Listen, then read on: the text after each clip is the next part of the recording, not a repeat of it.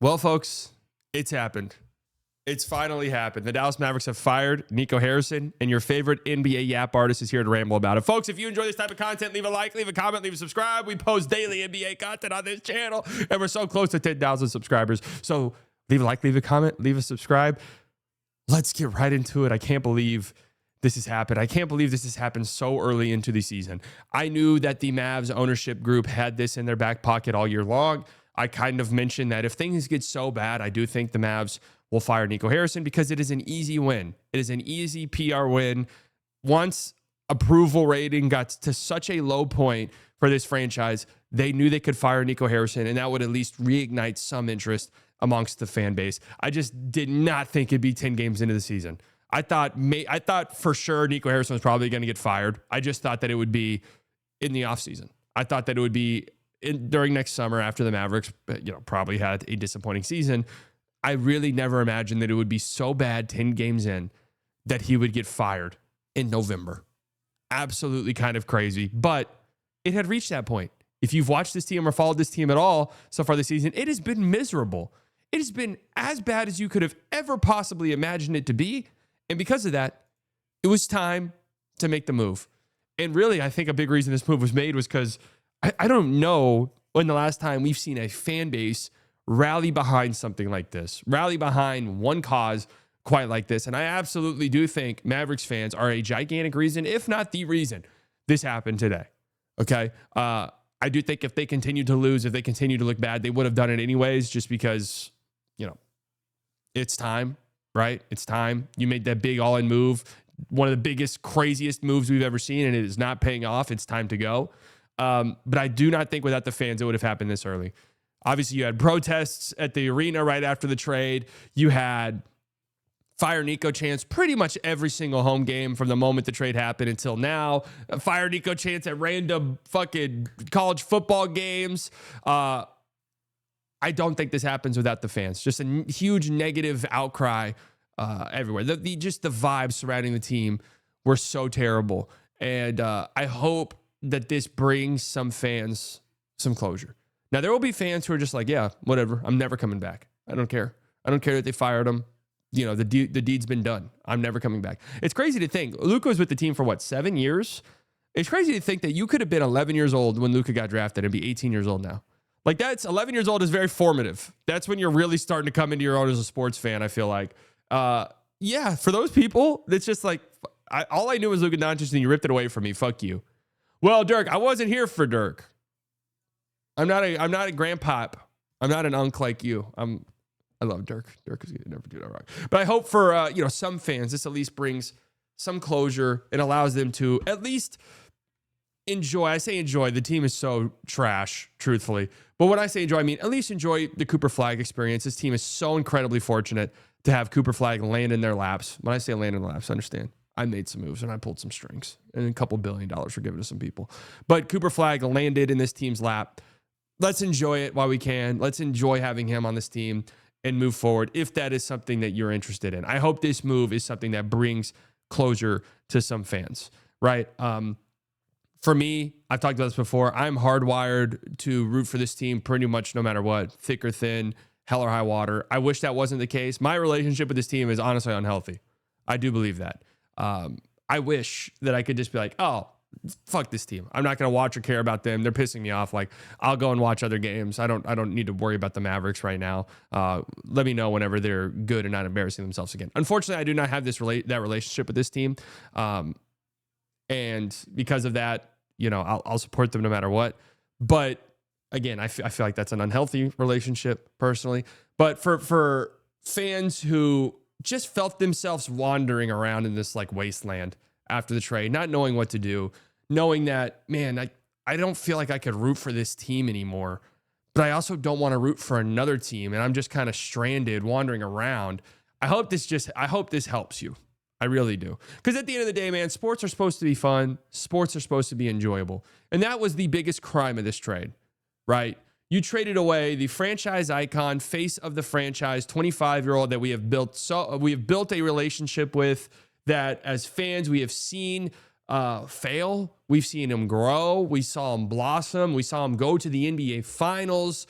We saw all of it. We saw the downs, that season where they missed the play-in tournament and things were bad, and then he responds, and the next year they're in the NBA Finals. Like, we witnessed that. We went through that whole entire experience. We were so fortunate that we got to have that 20-year experience with Dirk Nowitzki, the highs and the lows, and we felt like we were getting that with Luka, and then to rip that away, like, that just spits in the fan experience. That spits in in what it means to be a fan of the team. And I think that was the biggest crime here was, again, sports are supposed to be fun. As a fan, I'm supposed to enjoy. Those are the things you want. You want those guys on your team that you watch grow. You watch them go through the lows, and then that makes the highs so much better.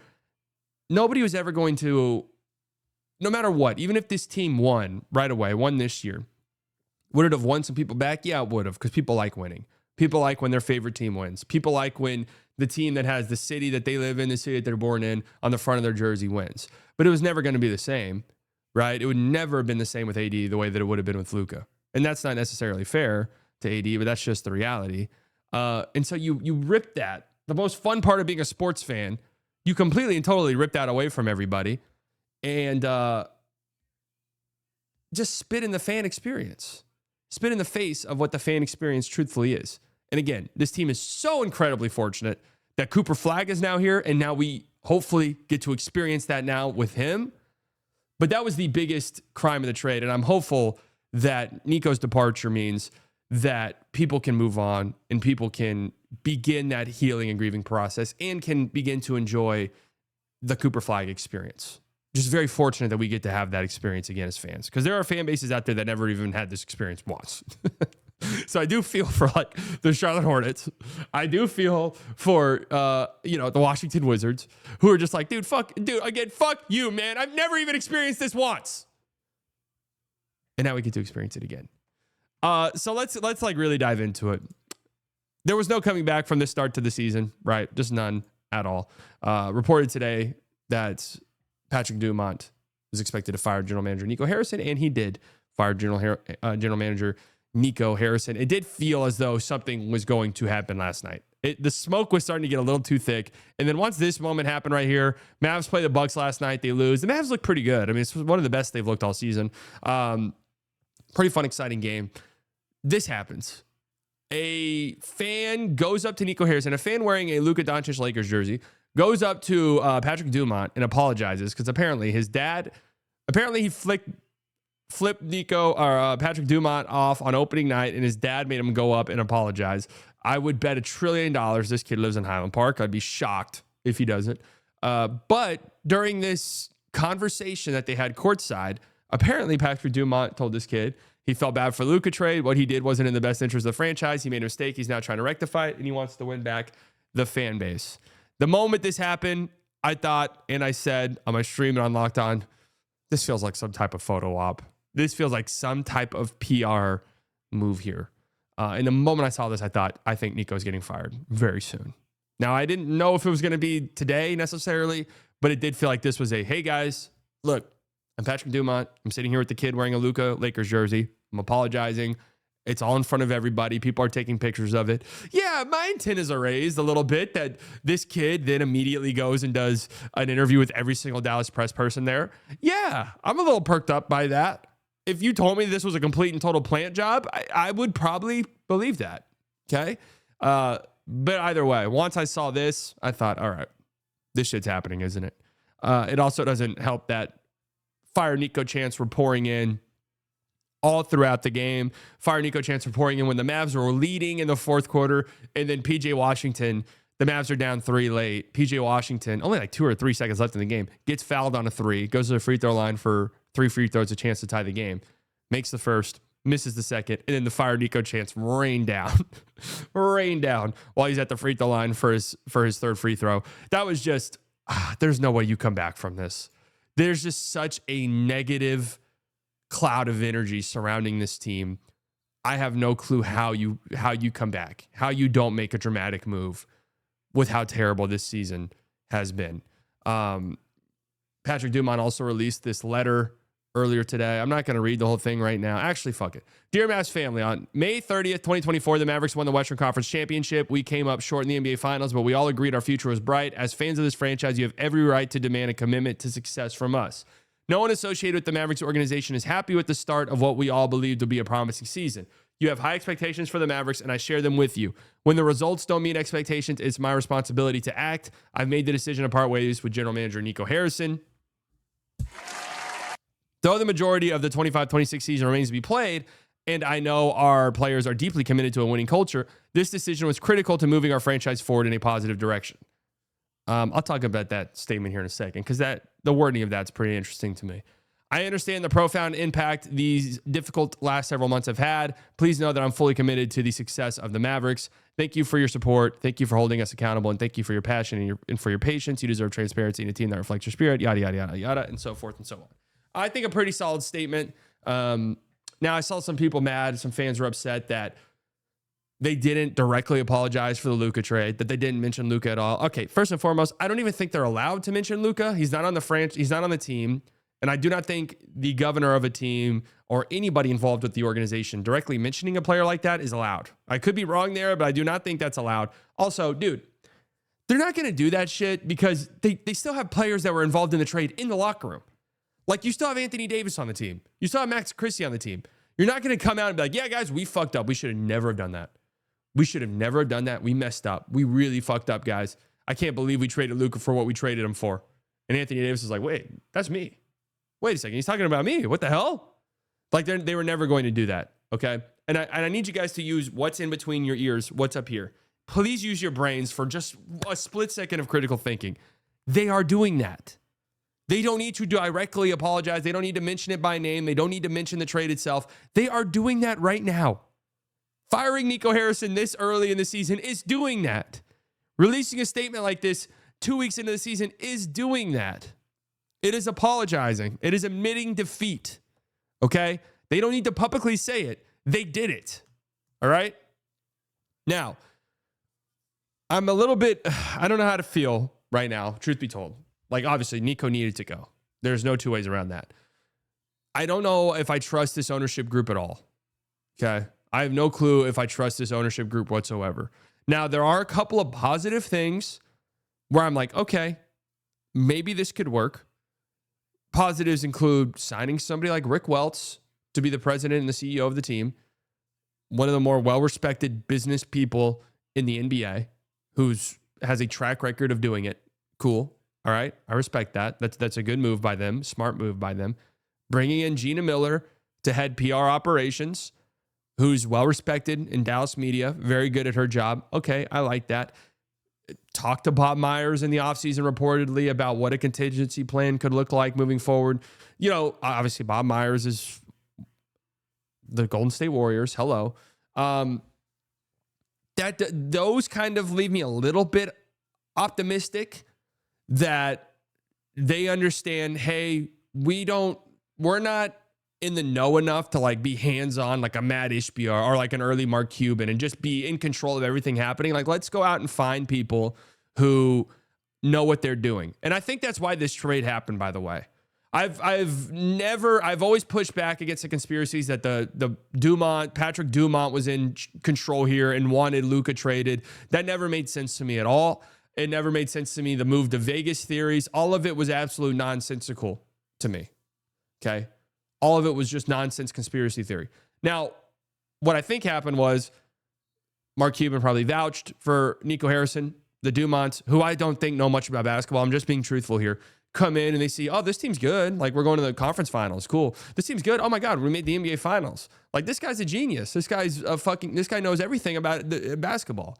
Like, why would we not trust him? And then Nico Harrison used that to then chip away until it got to the point where it was like, hey, so Luka and the Dumont family, Patrick Dumont was like, yeah, maybe it is. Maybe you are right. Maybe we should trade him. Now, again, inexcusable, should never have happened. Anybody, which is why I say I just don't think they know much about basketball, because anybody who's just understands the NBA at any fundamental level would tell you, why the fuck would we ever trade that guy? And then secondly, if we were to trade that guy, how are we not robbing a team blind? How are we not getting everything there is to get from another team? So that's why I'm still just a little pessimistic overall in how this is going to look moving forward. It's very crucial, man. The next step in this process, the next couple steps in this process will ultimately probably determine the next 20 to 30 years of this franchise. Now, I'm not saying like the next GM is going to be here for 20, 30 years. The next GM is going, whatever they do is going to affect the next 20, 30 years. What I'm saying is it'll tell us most of what we need to know about this ownership group, right? It'll tell us almost everything we need to know. And that remains to be seen. So this is what I'm worried about. And by the way, I want to throw something in here. Going back to some closure, I hope Nico's departure brings closure for fans. Okay. Again, I said this, I'm hardwired to root for this team no matter what. Okay. Regardless of who's the general manager, regardless of who's in the front office, regardless of who's the owner of the team. And it's been tested at times, right? The Mavs were not new to any scandal. I mean, they had a bad scandal in the late 2010s that did make it pretty disgusting feeling being a fan. But then again, I support the players on the court. I support the city on the front of the jersey. That's where it is for me. I will always push back and resent people who get on their high horse that were rooting for this franchise 11 months ago, knowing full well who was owning the team, knowing full well who owned the team, knowing full well who owned the team. And guess what? Yeah, I think they're despicable. I'm just going to be truthful. I do. I think the ownership group the Mavericks have, I think they're despicable humans. I disagree with everything that they believe on a fundamental level. Okay? Again, I don't root for them. I root for the Dallas Mavericks. I know by virtue I'm then supporting them. I get all of that, right? But I'm sorry. I'm not letting them fucking take away my basketball team from me. Like, sorry. No way. So I do have a problem with people who get on their high horse like, I can't believe you're supporting this. Like, bitch, you were supporting it 11 months ago. Like, what the fuck are you talking about? God, these people annoy the shit out of me. Mavs fans have no backbone. Shut up, pussy. What have you done ever in your life? Nothing? That's what I thought. Anyways, speaking of that, like, Mavs have no backbone. Like, like I said, Mavs fans have no backbone. Like, this doesn't happen without Mavs fans. This right here is just sad to me. For me and Begley. Heard several Mavs players this season have preferred to play on the road rather than playing home games due to the charged atmosphere as it related to Nico Harrison. They weren't passing judgment on fans, more so having human reaction to atmosphere. Mavs have played 7 of 10 at home. So this kind of, I mentioned the fire Nico chants. We kind of had this conversation at times during last season, towards the end of the year when the fire Nico chants are going down. And I kind of had mixed thoughts about it because I was like, yeah, fans obviously are pissed off and they deserve to be heard. But on a human level, like Ian pointed out here, the players are going to get pissed off by that. And you had moments where like the players were telling fans to shut the fuck up and Cuban was telling fans to shut up. And it's like, yeah, dude, they're going to have that response. They don't like going out there and hearing their home crowd booing or hearing their home crowd chanting fire the GM. Like, on a human level, they're not going to appreciate that. Like, that sucks.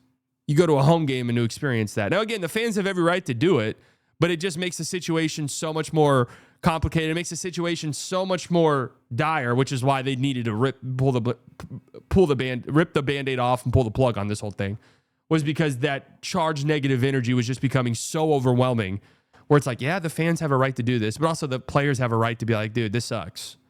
Like, this sucks. Our home team, our home fans aren't even like cheering for us, really. They kind of are wanting us to lose so that they can get Nico Harrison out of here. Like, this is an awful experience.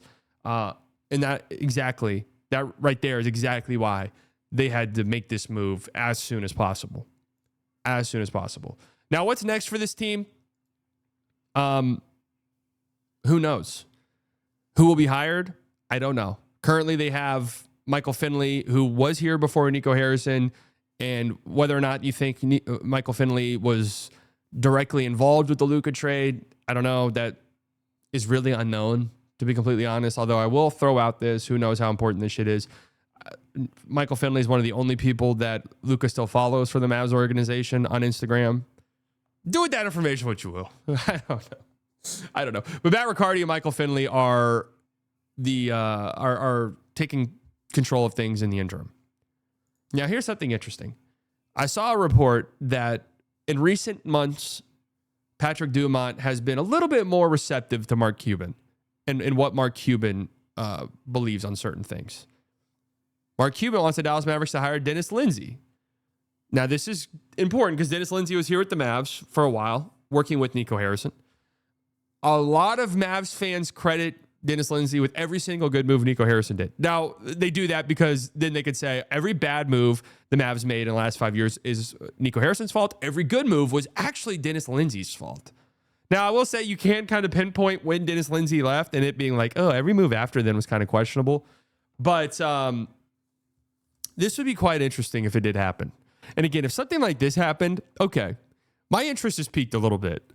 And my faith in this ownership group just operating, I do think this ownership group, I've said it a million times, I don't think they know shit about basketball, just like at like a serious level, right? And on top of that, I do think they kind of view this whole thing as just a business tool, the Dallas Mavericks organization. But if they're just like, hey, we want this to be as good as possible, even if it is a business tool for us, even if we might not know everything there is to know about basketball, we at least want them to be good. So let's go get good people. That at least would be interesting to me. Now, we will see what this looks like. Am I super confident? No, not really, but I guess time will tell. What does this mean for the players on the team moving forward? Part of me feels like I don't think you make a move like this unless you feel as though there's a retool and a rebuild. And that's why in this statement from Patrick Dumont, this little tidbit right here, I know our players are deeply committed to a winning culture. This decision was critical to moving our franchise forward in a positive direction. To me, that's a little bit telling that this could be a, hey, maybe we have to retool a little bit. Maybe we have to take a step back and really examine this roster and what's best for us moving forward. I don't know what this means for Anthony Davis, who obviously was very close with Nico Harrison. I did see something that Rich Paul and Patrick Dumont are close, which obviously matters quite a bit because that's Anthony Davis's agent. He's a Clutch client. I don't know what this means for Kyrie Irving. I don't know what this means for Klay Thompson. I don't know. I don't know what this looks like moving forward. I don't know if this move was made with the idea being, we know we need to sell off some pieces at the trade deadline, and we are not letting Nico Harrison do that. We are not letting Nico Harrison do that. We know we need to trade some guys away, recoup some assets. We are not leaving Nico in charge of that. To me, that's what it kind of feels like. I'd be a little bit surprised if this wasn't a sign that the Mavericks are going to be rebuilding, right? That's what it feels like to me. And in building this thing around Cooper Flagg. And Cooper Flagg being the focal point, that's what we're focused on. Let's go there. And also, part of that is too, like, apparently, Anthony Davis was kind of wanting to play over the last few games, but Patrick Dumont was putting his foot down, was like, no, you're not playing. Like, let's make sure you're healthy. That's not nothing to me. That's a little interesting, right? That's a little interesting that Dumont was like a big decision maker and Anthony Davis sitting out these last few games.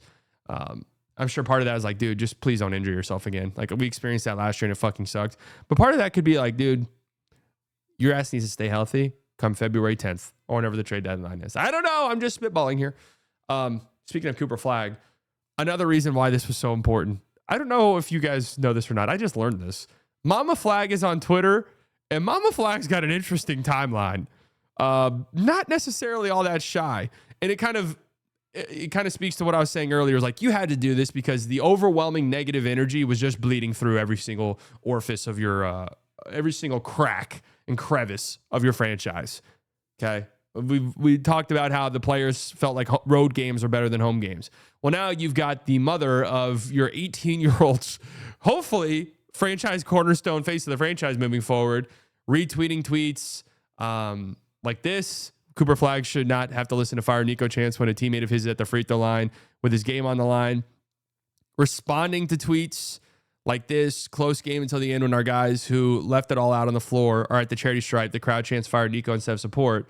She tweets 100 and they were affected. SMH tweets like this where fans are like, hey, Dallas is one of the best fan bases in the league. We'll love Cooper Flagg forever. And she's tweeting actions speak louder. Time will tell. So yeah, you had to sort of step in here and be like, all right, hey, let's get rid of this negative energy, this huge cloud of negativity that's following this team right now. All right, because this is a very passionate fan base, as you can tell. I mean, I know, I get it. I absolutely understand where she's coming from in the sense of like, hey, I go to these games and the fans are booing, the fans are chanting fire Nico when our guys are out there playing as hard as they can. and leaving it all out on the floor. And yeah, they're losing games, but I mean, they're going out there and competing, and the home fans aren't even like really supporting them. I get where she's coming from for sure, but that does speak to how passionate the fan base is. Okay. And now hopefully the energy and the focus can now be shifted towards, hey, Cooper's the guy. Let's support him. Let's embrace him, and let's move on collectively. I want to send out this plea to fans. Let's not do the sell the team chance, right?